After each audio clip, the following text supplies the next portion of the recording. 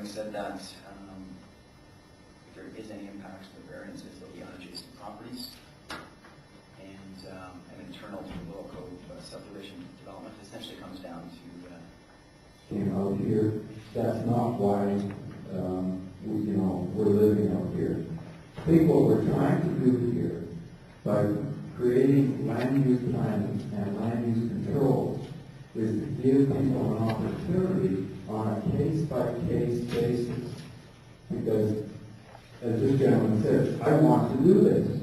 Well, fair enough. If you make an application, and it's either a rezoning application or a zoning permit application, whatever it is, it's a public consultation process.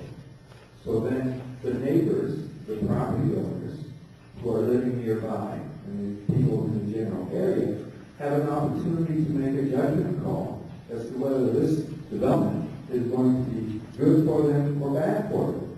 Is it going to increase their property values? Is it going to decrease their property values? Is it going to interfere with their visibility of something of the mountain? Is it to affect their visibility in one way or another? Too much traffic generation? Are the roads going to be able to handle it?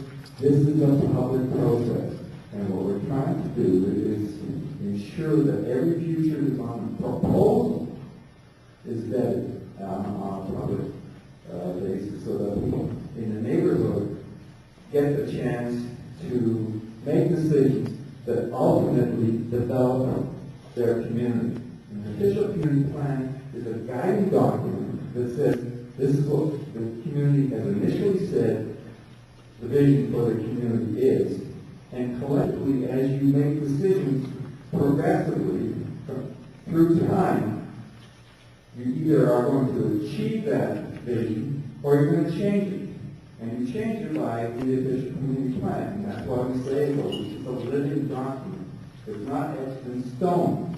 So, individually, proposals are going to make changes to the plan.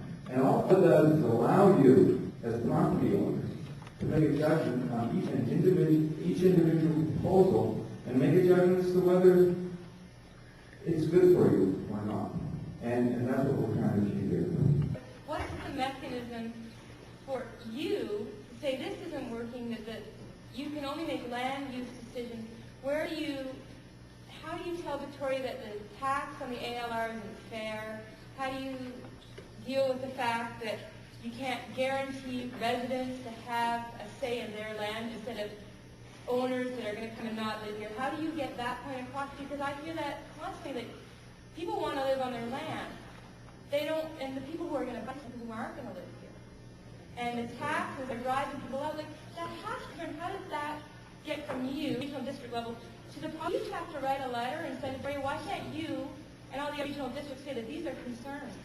These are concerns right across the province. These are concerns in Vancouver, Coquitlam, Port Coquitlam, Kamloops, Vernon, Victoria. It's crazy everywhere. This is a concern in Calgary. People can't afford to live in Calgary either.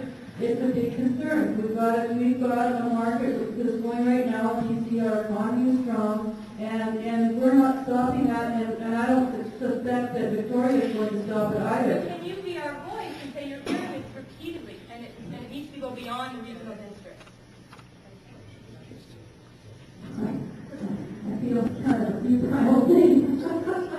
Just to be honest, the Cultural Land Commission and the province hear this stuff all the time. They hear it all the time. They hear it from cities, from local governments. They hear it all the time. And we certainly, we can send a letter, and I'm sure we get a response just like we got when we sent a letter about ferry lines the last 3 times. Thank you very much for your concern, but due to certain constraints, we can't solve your problem. It's a really big issue, and yeah, I'd like to take it on, but gee, don't have to be at the end of the meeting. For the meeting ends, can I ask you one more question? Yeah. Okay, I'd say a boundary extension, Scott. What is the boundary extension on Main Bench? Yeah.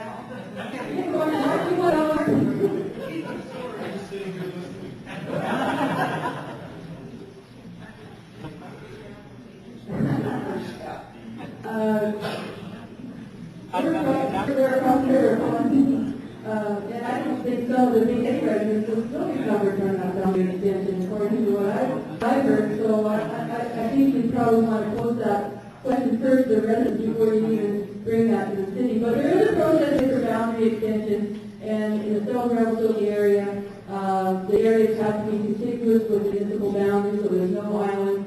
There has to be an application. The city has to go through a process, the regional district has to go through a process. We have to do it together. We have to have discussions together. And no, the city cannot vote you in. So I hope that's clear. Thing, I've been also for 13 years, and someone I came in and was interested in the process. I see cluster housing. I don't know if that's what really keeps a rural characteristic of a place. So I would want to go on record saying cluster housing seems to me as not a solution. Like I said, I support people that I would rather you divide into smaller lots than cluster housing. What's the point of living in a rural setting as beautiful as that and being clustered side by side? You might as well live in your height. I mean, I'm not just your height. But I mean, when I started thinking of this as I was driving home, I'm having issues in I think new professional people who work in my business, and I know I can speak for Mark too, who is trying to get professionals to move here and make money. That's not what they're looking for. The prices are too high, etc. And I was thinking, well, a quarter acre in Narrow Heights went from $250,000 to $260,000 within the last couple of weeks.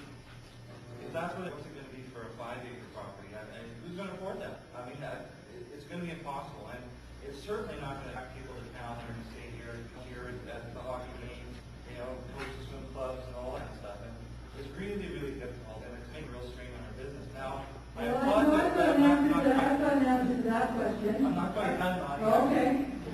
Okay. And, to take 10 acres to a 5-acre, I applaud you for that. Certainly it's a step in the right direction. I don't want to take away from the success you've had in doing that.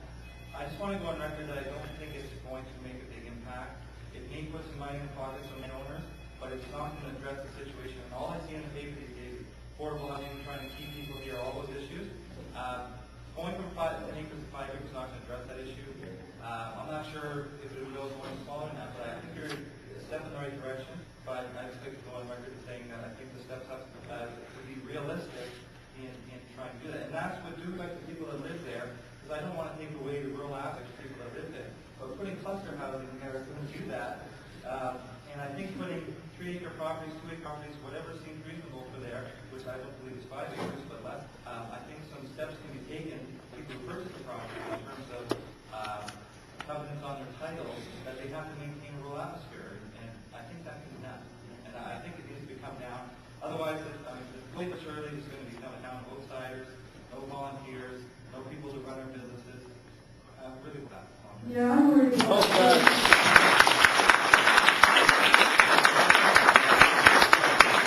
I think the answer to the first part of your question or statement is to tell those good folks that live here that they can't charge market price for their houses, because that's exactly what's happening to us. We cannot tell people how much they sell property for. And when we talk about maintaining the character of our community is going to change drastically overnight if we decide to go blanket or blanket 1/2 acre. And I'll tell you, the prices aren't going to be cheap for very long. They keep going right on up, and you're going to lose the flavor of your community. So I'll tell you, it's a tough balance. We're going to try and do it and do it slowly, as slow as we can initially, so that we can try and make sure we don't make too many mistakes.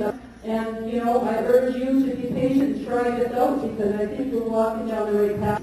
And does anyone else have any more questions or comments? Because we're getting pretty close to wrapping up.